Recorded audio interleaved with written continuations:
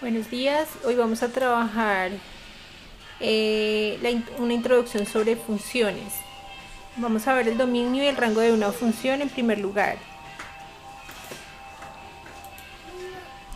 En matemáticas, una función es una relación entre un conjunto dado X llamado dominio y el otro conjunto de elementos Y llamado codominio, también rango o recorrido. El dominio corresponde a un único elemento de f del codominio. Entonces, cuando hay esa relación, que hay un único elemento de f del codominio, cuando le corresponde el dominio un único elemento del codominio, se le llama función. La principal característica de una función es que debe cumplir esto que acabo de decir, que para cada valor del dominio le corresponde uno y solo un valor del codominio. Esto es, para cada valor de x debe haber uno y solo un valor de y. Es por eso que una circunferencia no podría ser una función. El dominio de una función f es el subconjunto dom f o d. En esta imagen pues está representada de esta manera, ¿no? Es decir, si este es x, aquí estaría representado el dominio. Es decir, el conjunto de elementos de x de la variable independiente x que tiene imagen en y. También se llama campo de existencia de la función. Entonces ya nuevamente el dominio está en el eje x, que son estos. Y el recorrido de una función f es el conjunto, en este caso LMF o RecF, de todos los elementos que toma la variable dependiente, es decir, el conjunto de todas las imágenes. También se le llama rango de una función o codominio. Entonces, decíamos ahorita que una función es aquella que tiene este tipo de relación que observamos aquí.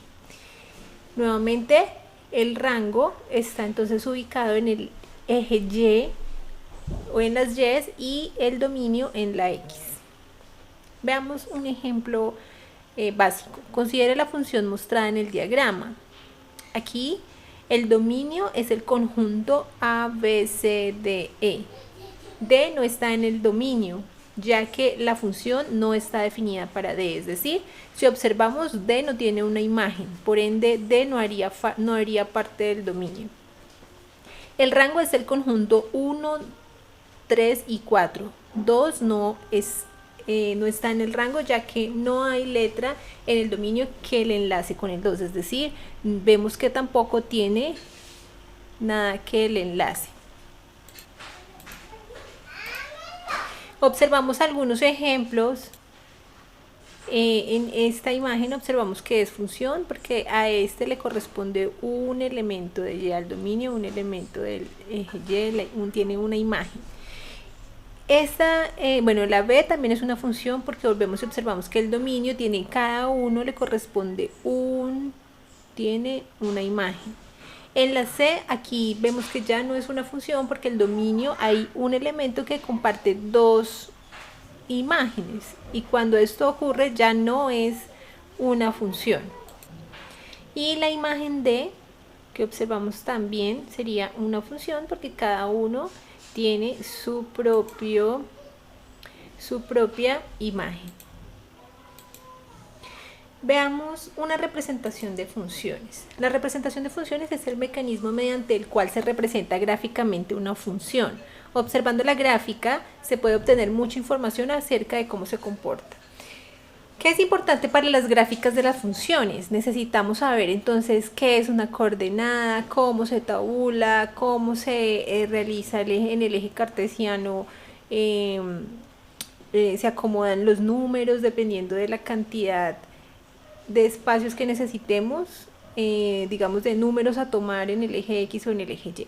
Recordemos que la coordenada viene dada por X, Y, donde el primer número que le den va a ser el que pertenece al eje X y el segundo numerito de la coordenada pertenece al eje Y. Viene determinadas entonces por un par ordenado, se le llama a esto, de números X y Y, que son coordenadas cartesianas.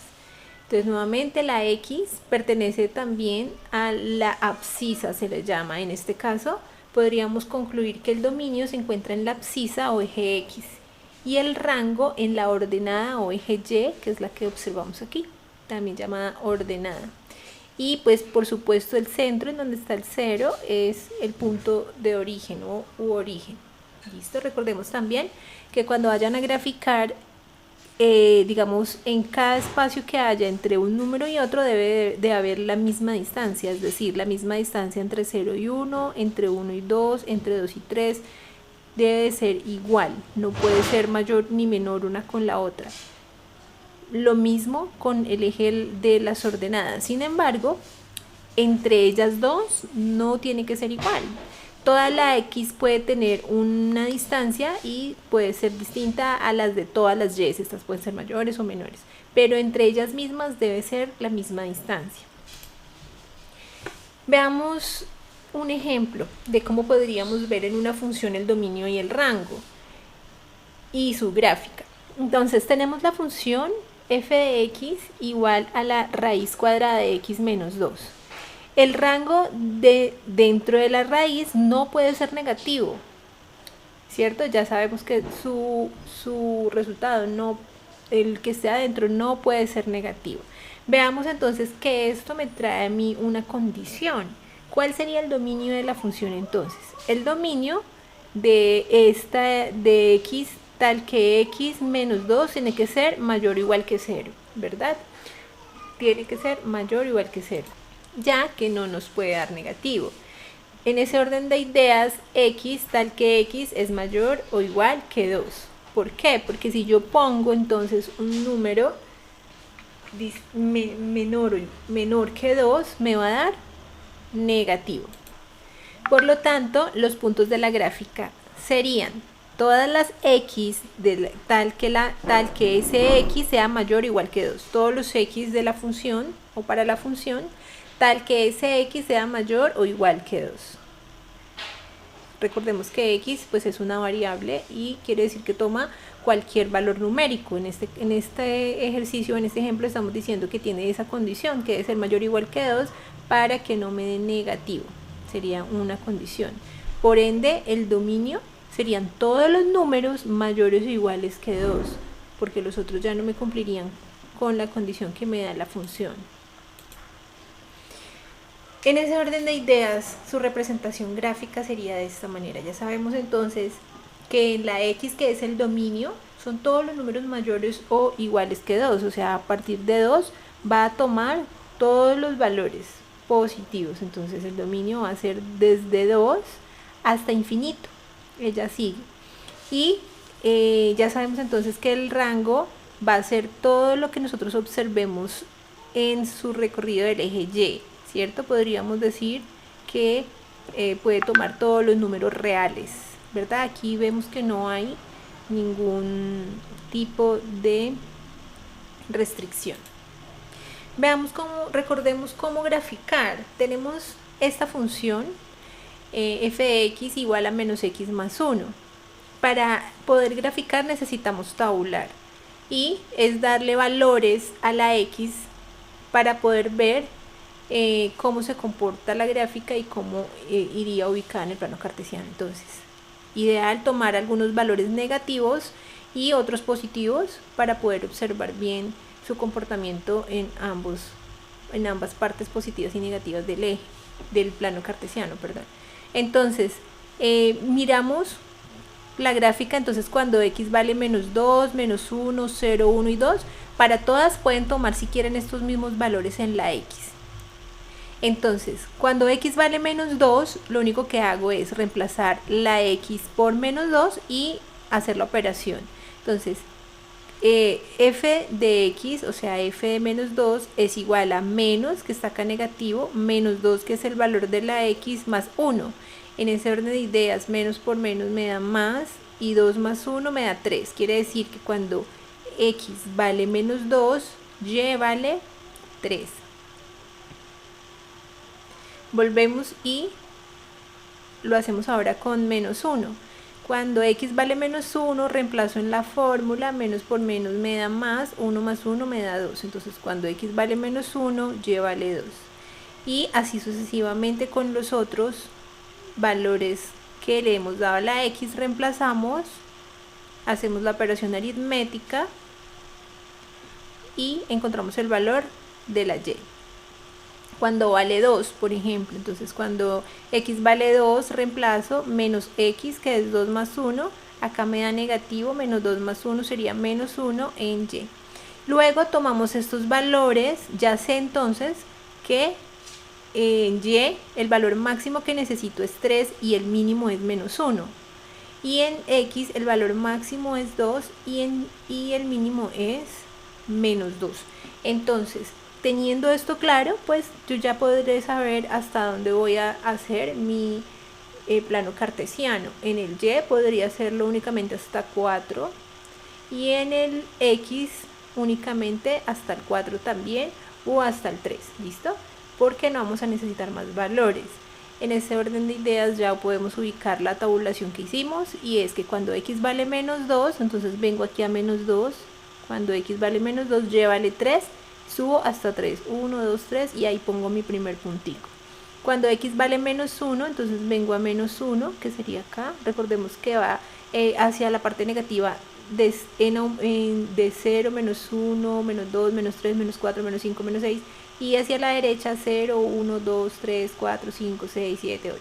Y en las y van hacia arriba, 0, 1, 2, 3, 4 la positiva, y hacia abajo los negativos, menos 1, menos 2, menos 3, menos 4, menos 5. Ubicamos entonces el menos 1 cuando x vale menos 1, y vale 2, entonces subo 1 y 2 y ahí iría entonces el otro puntico. Cuando x vale 0, y vale 1, entonces cuando x vale 0, que es acá en todo el centro, y vale 1, subo únicamente en la y, ahí sería.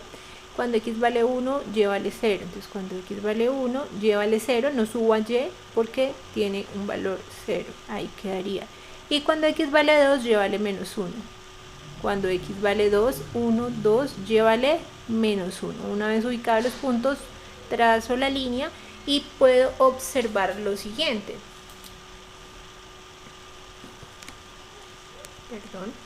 Puedo observar lo siguiente. Primero, que es una función lineal, ¿verdad? Porque me da una línea. No tengo restricciones. Y por ende, el dominio y el rango son todos los reales, ¿verdad? Toma todos los números. No tengo restricción ninguna, ni para el dominio ni para el rango. Listo. Existen distintas razones por las que el dominio de definición puede restringirse. Ya habíamos que dar unas restricciones como el ejemplo que di ahorita.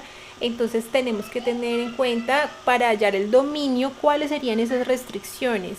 Entonces serían los denominadores que se anulan. Por ejemplo, cuando tengo una fracción, abajo no me puede dar 0, lo sabemos, ¿no? Y las raíces cuadradas de números negativos, por ejemplo, la raíz cuadrada de cualquier valor negativo. Esas entonces son algunas funciones que traen restricciones para tener en cuenta. Entonces ya veíamos cuando la x no podía dar a 0, que estaba restringido. En esta situación, como sé que no me puede dar 0, la restricción sería que x sea igual a 3, porque si lo igualo a 3 me daría 0. Entonces, si bien la restricción es que no me puede dar 0, la específica para esta función sería no que no me dé 0, sino el 3, porque me llevaría a la otra restricción general. Igual con las siguientes.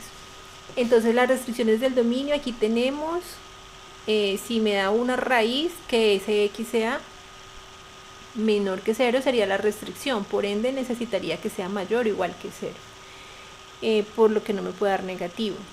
Volvemos aquí a lo mismo, pero pues implicado en esta base que dijimos que no me puede dar negativo. Entonces, dependiendo de lo que me estén presentando, sería la restricción. Entonces, si aquí yo pongo un menos 10, me daría, o un número menor que menos 10, me daría un número negativo. Entonces, dependiendo de lo que me estén dando, asimismo puedo tener en cuenta esos dos parámetros de restricción de los que les acabo de hablar y aplicarlo a la fórmula, a la función que me están dando. Eso es todo. Aquí están algunas páginas de donde tomé referencia. Muchas gracias por su atención.